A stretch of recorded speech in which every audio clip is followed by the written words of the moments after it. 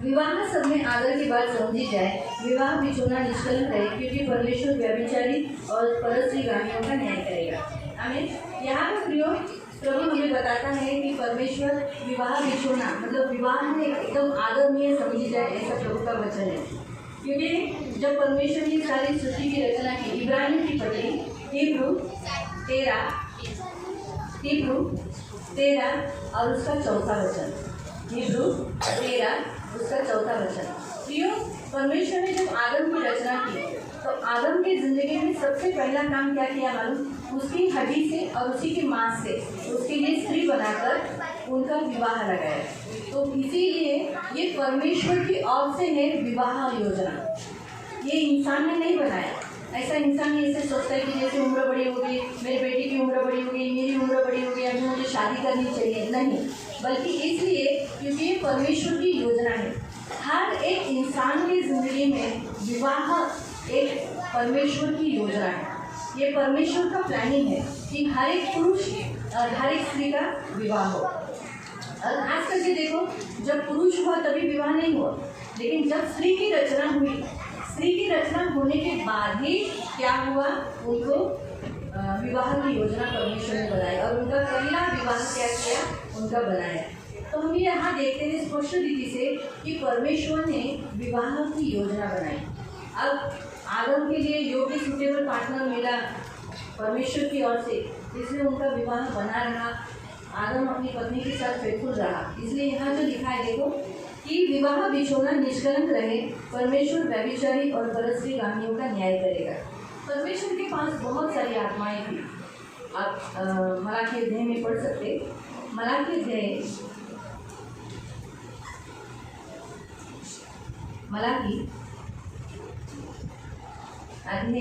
2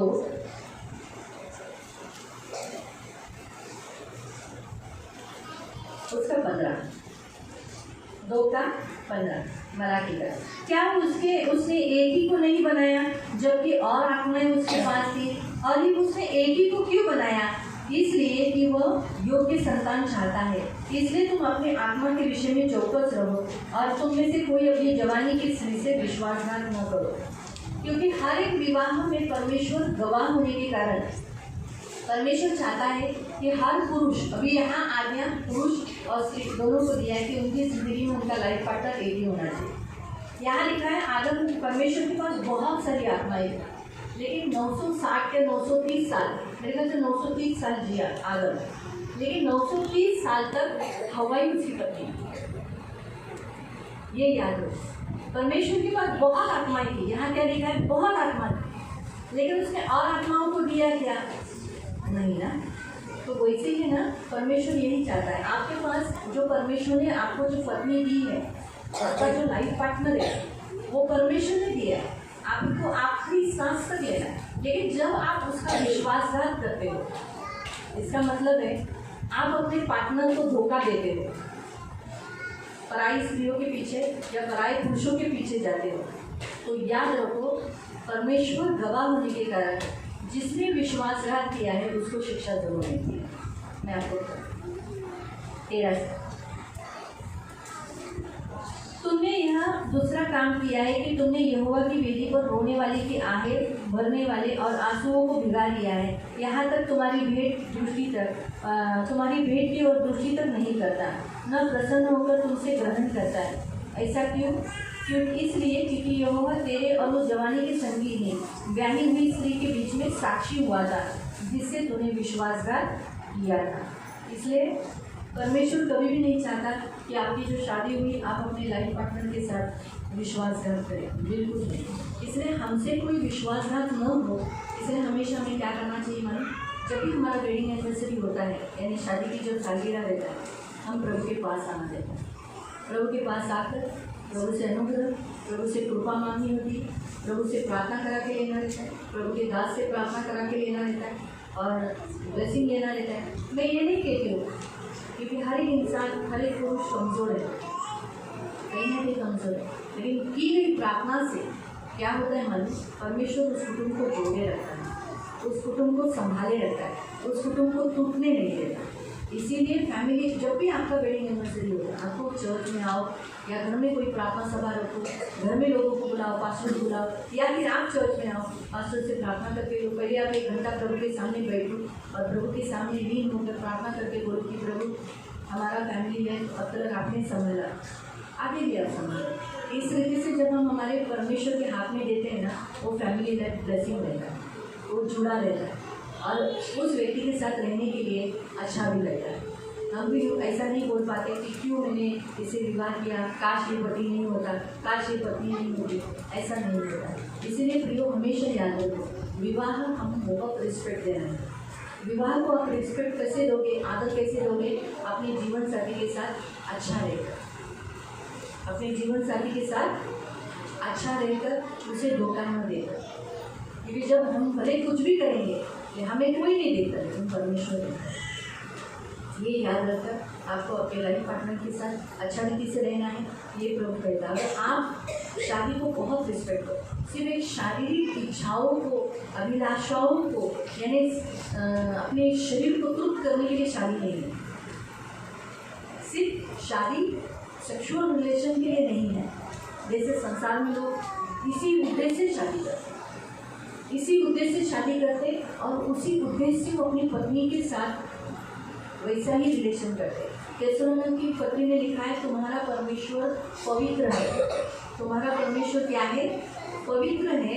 इसी कारण से तुम क्या करो, तुम्हारी पत्नी को तुम पूरे आदर के साथ और पूरे भय के साथ उसे स्वीकार करो।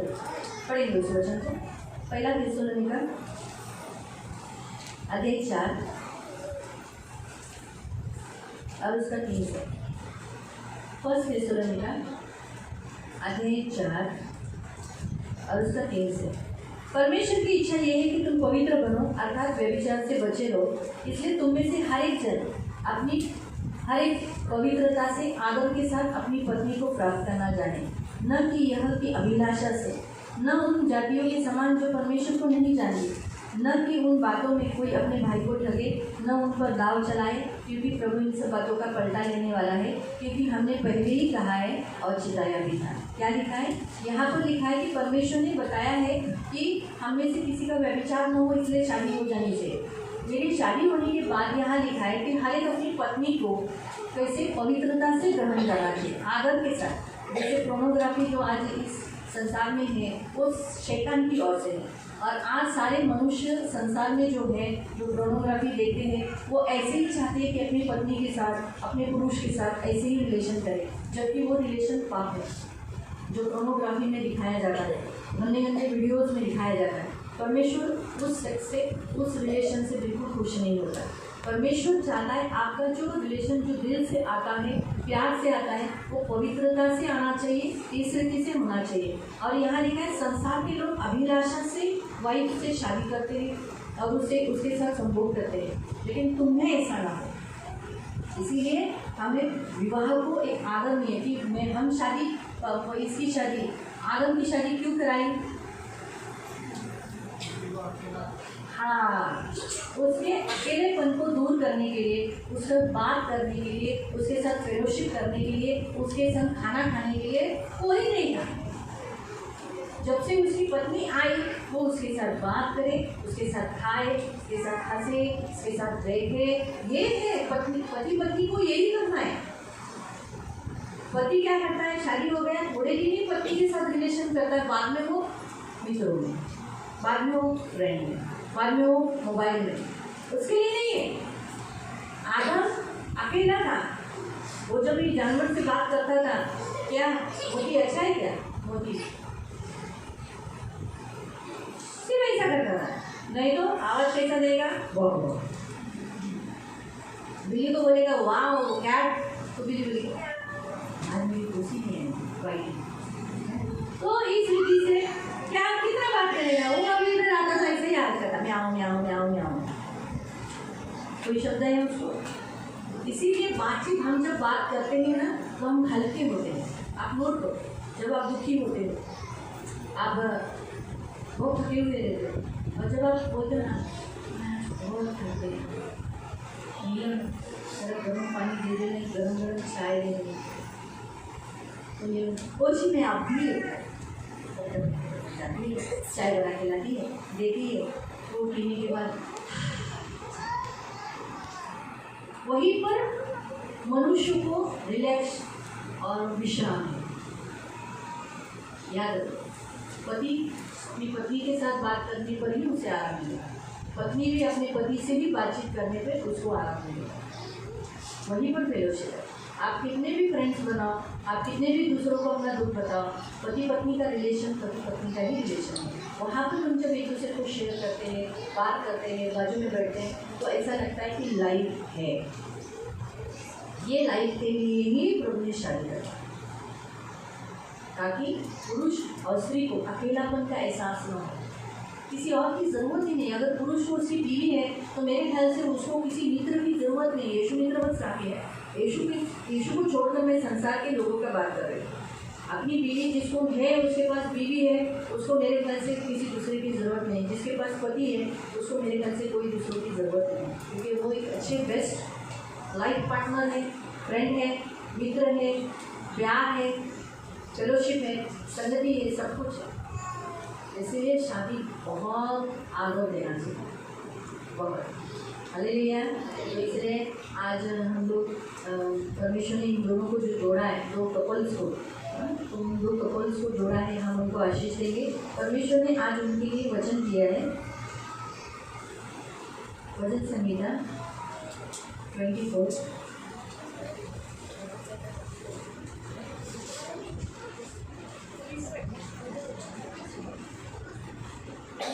24 से पढ़ेंगे।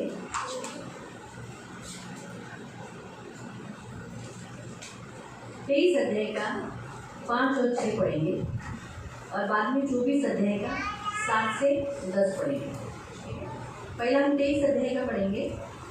23 अध्याय में परमेश्वर आपको कहता है, तू मेरे सताने वाले के सामने मेज बिछाता है, तू मेरे सिर पे तेल मला है, मेरा कटोरा उमड़ रहा है, निश्चय बनाई करुणा जीवन भर मेरे साथ साथ बनी रहेगी, मैं यहोवा के धाम में सर्वदा वास करूँगा। प्रभु आपको कहता है कि परमेश्वर आज से आपके पहले भी प्रभु ने आपके सताने वाले के सामने मेज बिछाया है, लेकिन आज के बाद भी प्रियो, आप जितने भी फैमिलीज है, जितने भी आप फैमिलीज लाइफ जी रहे परिवार में, परमेश्वर कहता है आपके कुटुंब के सामने रखो, देखो शत्रु के सामने वो आपको ऊंचा करेगा, आपकी फैमिली को जोड़े रखेगा।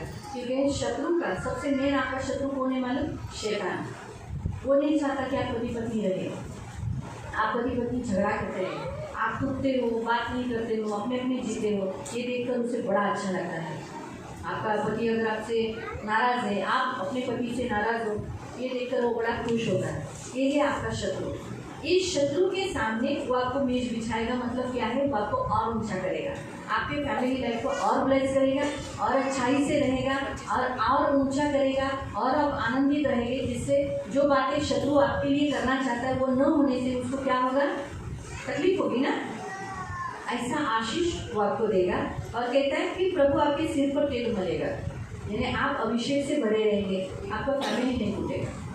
इस दोनों का तो फैमिली नहीं टूटेगा, लेकिन आप हम सब आज इस फैमिली लाइफ के कौटुंबिक फैमिली में आज आए ना, बड़ी नजर आपकी भी फैमिली में।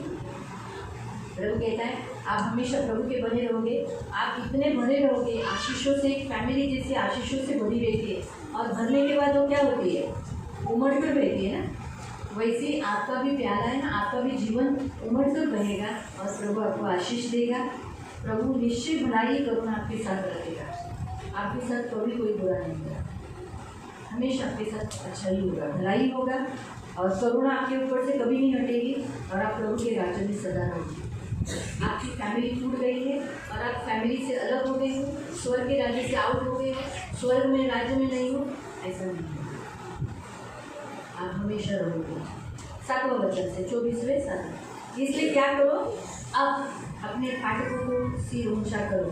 क्यों? क्योंकि आपका राजा यीशु मसीह आ रहा है आपके जीवन में कार्य करने के लिए, आपको ऊंचा करने के लिए, आपको संभालने के लिए, आपको परमेश्वर में महिमा देने के लिए, और आपके द्वारा परमेश्वर की महिमा करने के लिए वो आ रहा है। वो प्रतापी राजा जिसके सामने हर घुटना टिकता है, हर जबान अंगीकार करती है, वो प्रतापी राजा आ रहा है। और यहाँ लिखा है कि हे फाटकों अपने सिर ऊंचे करो, सनातन के द्वारों तुम खुल जाओ।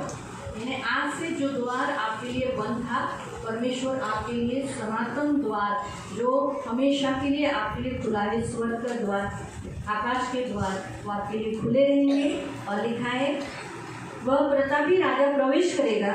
और वो प्रतापी राजा कौन है? नहीं, वहाँ लिखा देखो, सेनाओं का यहोवा हमारे संग संग है। बोलो, सेनाओं का यहोवा हमारे संग संग है। सदैव आपके साथ रहेगा, वो आपके संग रहेगा, वो आपको छोड़ेगा नहीं। ये प्रभु का वचन है। हालेलुया। अब हम फैमिली के लिए प्रेयर करेंगे। आगे ओ धन्यवाद धन्यवाद धन्यवाद धन्यवाद धन्यवाद।